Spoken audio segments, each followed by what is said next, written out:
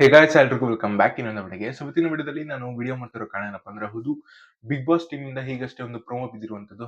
ಆ ಒಂದು ಪ್ರೊಮೋದಲ್ಲಿ ಮಂಜು ಅವರು ಮತ್ತೆ ಐಶ್ವರ್ಯ ಅವರು ಜಗಳ ಆಡ್ತಿರುವಂತದ್ದು ಮತ್ತೆ ವಾದ ವಿವಾದ ನಡೀತಿರುವಂತದ್ದು. ಸೊ ಈ ಒಂದು ಪ್ರೊಮೋದಲ್ಲಿ ಈ ಒಂದು ಎಪಿಸೋಡ್ ನಲ್ಲಿ ಏನೇನಿದೆ ಅಂತ ಈ ಒಂದು ವಿಡಿಯೋದಲ್ಲಿ ಕಂಪ್ಲೀಟ್ ಮಾಹಿತಿನ ತಿಳಿಸ್ತೀನಿ ಅಂತ ಹೇಳ್ತಾ, ವಿಡಿಯೋ ಏನಾದ್ರೂ ಇನ್ಫಾರ್ಮೇಟಿವ್ ಆಗಿದ್ರೆ ಮಾತ್ರ ಮಿಸ್ ಮಾಡದೆ ಲೈಕ್ ಮಾಡಿ, ಶೇರ್ ಮಾಡಿ, ಕಮೆಂಟ್ ಮಾಡಿ.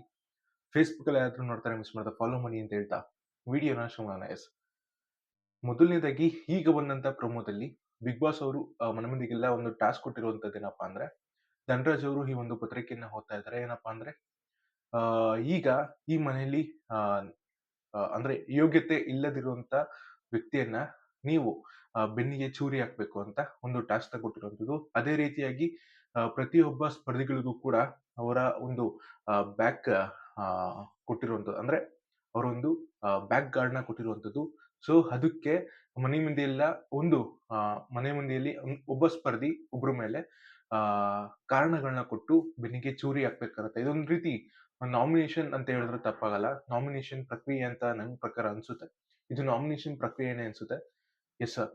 ಈಗ ಈ ಒಂದು ಪ್ರೊಮೋದಲ್ಲಿ ಹೈಲೈಟ್ ಆಗಿ ಕಾಣಿಸ್ತಿರುವಂತದ್ದು ಏನಪ್ಪಾ ಅಂದ್ರೆ, ಐಶ್ವರ್ಯ ಅವರು ಮಂಜು ಅವ್ರಿಗೆ ಒಂದು ಕಾರಣನ ಕೊಟ್ಟು ಆ ಒಂದು ಅವರ ಒಂದು ಬ್ಯಾಕ್ ಗಾರ್ಡ್‌ಗೆ ಆ ಚುಚ್ಚಿರುವಂತದ್ದು, ಬೆನ್ನಿಗೆ ಚೂರಿ ಹಾಕಿರುವಂತದ್ದು. ಕಾರಣ ಏನಪ್ಪಾ ಅಂದ್ರೆ, ಮಹಾರಾಜ ಅಂದ್ರೆ ಹೋದ ವಾರ ಏನು ಸಾಮ್ರಾಜ್ಯ ಆಗಿತ್ತಲ್ಲ, ಬಿಗ್ ಬಾಸ್ ಮನೆ ಸಾಮ್ರಾಜ್ಯ ಆಗಿತ್ತು. ಈ ಒಂದು ಇದ್ರಲ್ಲಿ ಮಹಾರಾಜ ಮಂಜು ಅವರಾಗಿರ್ತಾರೆ.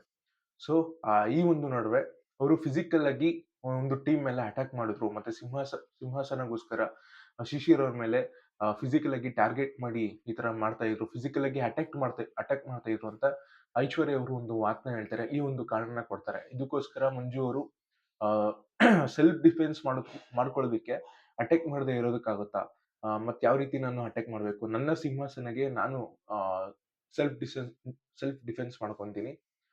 ಅದ್ರಲ್ಲಿ ಏನ್ ತಪ್ಪಿದೆ ಅಂತ ಈ ಒಂದು ವಾದನ ಮಾಡಿರುವಂತದ್ದು ನಮ್ಮ ಮಂಜು ಅವರು. ಸೊ ಇದಾದ ನಂತರ ಮಂಜು ಅವರು, ನಿಮ್ಗೆ ನಾಚಿಕೆ ಆಗಲ್ವಾ ಈ ರೀತಿ ರೀಸನ್ಸ್ ಗಳನ್ನ ಕೊಡ್ತೀರಾ ಅಂತ ಹೇಳಿದಕ್ಕೆ, ಹೌದು, ನೀವ್ ಎಷ್ಟು ಕುಗ್ಸಿದ್ರು ನಾನು ಕುಗ್ಗೋಳಲ್ಲ ಅಂತ ನಮ್ಮ ಐಶ್ವರ್ಯ ಅವರು ಆ ಒಂದು ವಾದಕ್ಕೆ ಪ್ರತಿ ವಿವಾದ ಮಾಡಿರುವಂತದ್ದು. ಸೊ ಇಷ್ಟು ಈ ಒಂದು ಪ್ರೊಮೋದಲ್ಲಿ ಕಂಡು ಬರ್ತಿರುವಂತದ್ದು. ವಿಡಿಯೋ ಏನಾದ್ರು ಇನ್ಫಾರ್ಮೇಟಿವ್ ಆದ್ರೆ ಮಾತ್ರ ಮಿಸ್ ಮಾಡದೆ ಲೈಕ್ ಮಾಡಿ, ಶೇರ್ ಮಾಡಿ, ಕಮೆಂಟ್ ಮಾಡಿ. ಸಿಗೋಣ ಮುಂದಿನ ವಿಡಿಯೋದಲ್ಲಿ. ಬಾಯ್.